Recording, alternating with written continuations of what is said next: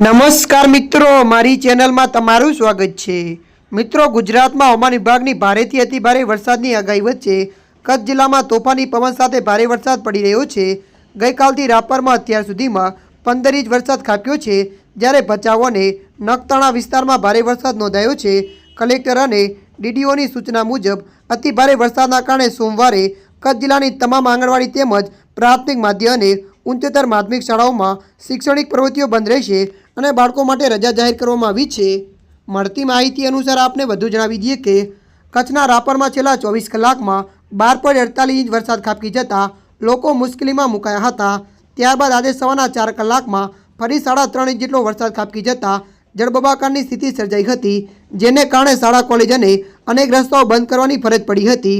વાહન ચાલકોને ખાસ કરીને ટુરિસ્ટને પણ હેરાનગતિનો સામનો કરવો પડ્યો હતો। અંજારનો ટંપણ ડેમ 80% પાણીથી ભરાઈ જતાં પસુડા તથા આસપાસના ગામોને એલર્ટ કરાયા છે। ત્યારે મિત્રો, હાલ માટે આટલું। મળીશું નવી અપડેટ સાથે। જો તમને અમારો વિડીયો પસંદ આવે, લાઇક, શેર અને સબસ્ક્રાઈબ કરી નાખજો। ધન્યવાદ।